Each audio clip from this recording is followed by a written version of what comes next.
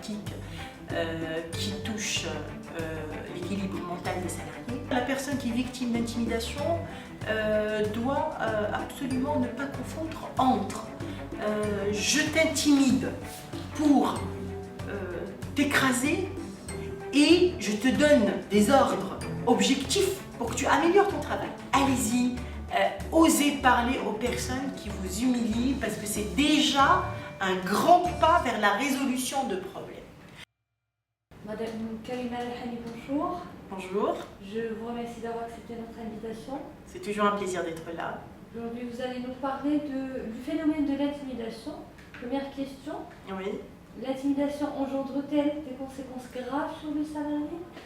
Oui, effectivement, l'intimidation, on peut la définir comme étant une problématique qui touche l'équilibre mental des salariés. Elle engendre des conséquences néfastes, voire dévastatrices sur le mental, sur la manière d'être, sur la motivation. Et du coup, on assiste à un recul clair dans la productivité. Ce qui est marquant, c'est que cette intimidation, elle est sous plusieurs formes. Elle n'est pas tout à fait claire parfois, quand je parle de commérage, de rumeur, elle est parfois impossible de l'argumenter, de la montrer parce qu'elle est souvent sous-jacente.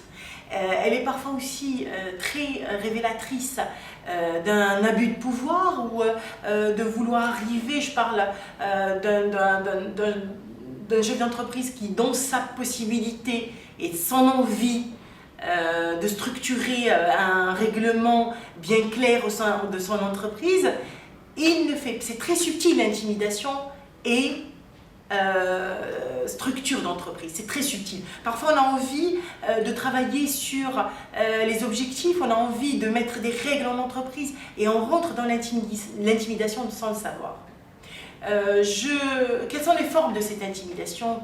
Qu'est-ce qu'on pourrait peut-être rajouter pour que les personnes comprennent que cette forme de contrôle est très négative parce qu'elle crée des déséquilibres émotionnels et par la suite des maladies psychologiques graves.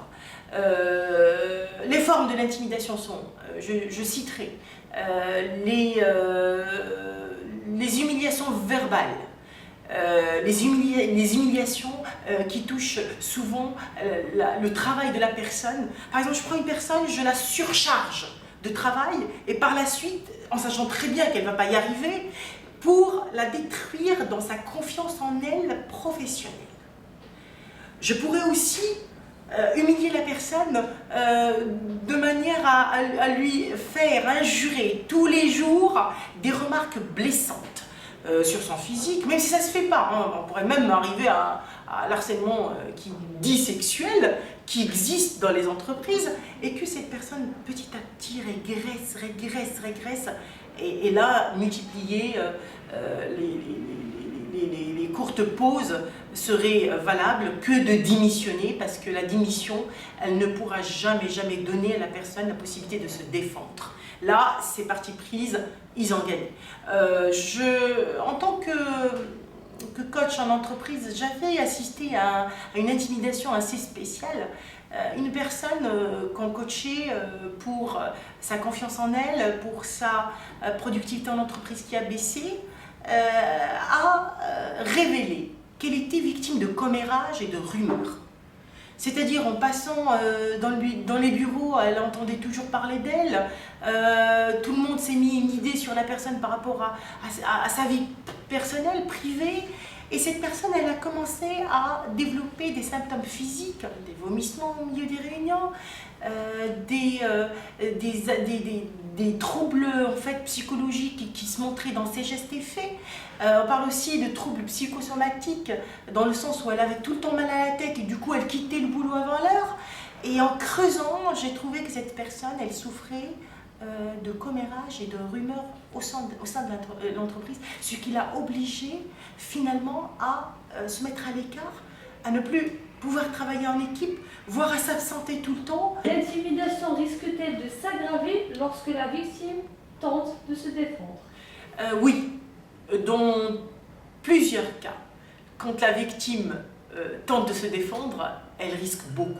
Maintenant, il faut qu'on réglemente un peu la manière de se défendre. Il faut savoir que un salarié qui est intimidé tout le temps, soit par les offenses verbales, soit par les offenses par rapport à sa productivité, soit des critiques sur son travail, comme quoi il ne fait pas très bien son travail, malgré le fait qu'il fait ses efforts, c'est-à-dire c'est quelqu'un qui est là à donner le meilleur de lui-même et en même temps on lui dit non, c'est pas suffisant, c'est pas cela, pour des raisons qu'on peut ignorer nous-mêmes.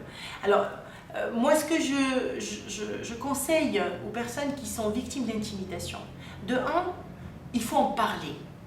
Il faut en parler avec qui? Il faut en parler avec la personne qui nous intimide.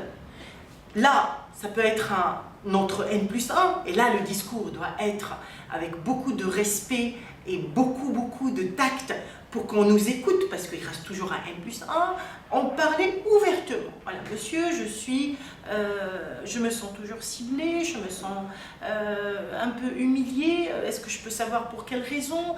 Avoir les idées claires avant de rentrer parler à son N+1. Si c'est un collègue et dans le contact, même s'il n'est pas très proche, allez-y, osez parler aux personnes qui vous humilient, parce que c'est déjà un grand pas vers la résolution de problèmes.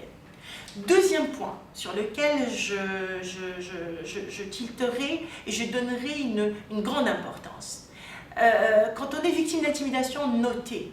Je note quoi?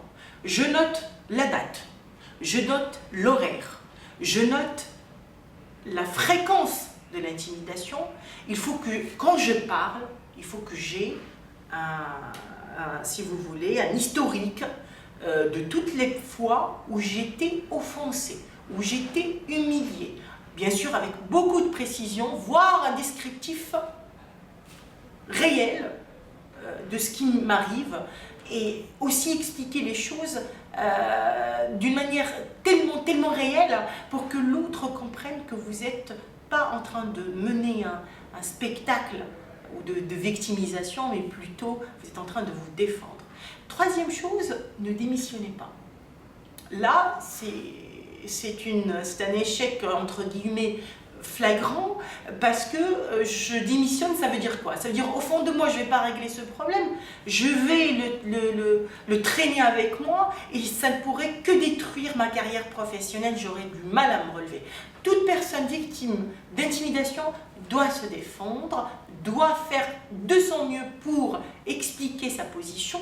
Si vous êtes fatigué, vous n'arrivez plus à faire face, prenez congé. Prenez congé, vous vous reposez, revenez à la charge pour vous défendre. La démission vous tue. Conseil aussi qui est très palpable, et par la force des choses, parce que je l'ai touché, quand vous êtes victime d'intimidation, faites-vous aider. Faites-vous aider par qui? Il y a des experts, il y a des psychologues, il y a des coachs, il y a des gens qui sont là pour vous écouter et vous aider à accepter la situation réelle pour pouvoir la dépasser. La personne qui est victime d'intimidation doit absolument ne pas confondre entre je t'intimide pour t'écraser et je te donne des ordres objectifs pour que tu améliores ton travail. Deux choses différentes qu'on ne doit pas mélanger. Et souvent, parce que nous, êtres humains, on traîne derrière nous une expérience de vie, des complexes. Oui, je n'aime pas qu'on me fasse une remarque. Oui, moi je travaille et lui n'est jamais content. Alors, il ne faut pas mélanger les deux. L'intimidation, c'est quand vraiment je suis humiliée, je suis offensée, je suis écrasée, et ceci est involontairement, sans que je sois moi-même acteur ou actrice de ce que je subis. Ça veut dire, tout simplement, je me positionne dans cet aspect victimisation clair et net. Par contre, c'est un chef d'entreprise. Il oriente avec une certaine manière. Peut-être qu'il n'a pas la bonne manière, parce qu'on a souvent ce problème de communication qui est incroyable.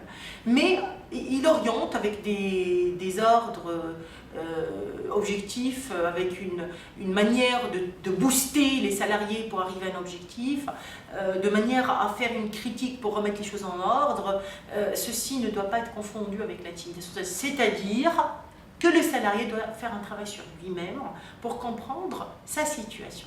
Est-ce qu'il est effectivement victime d'intimidation ou est-ce qu'il est en train d'être orienté vers le bon chemin pour une bonne carrière, pour une amélioration professionnelle?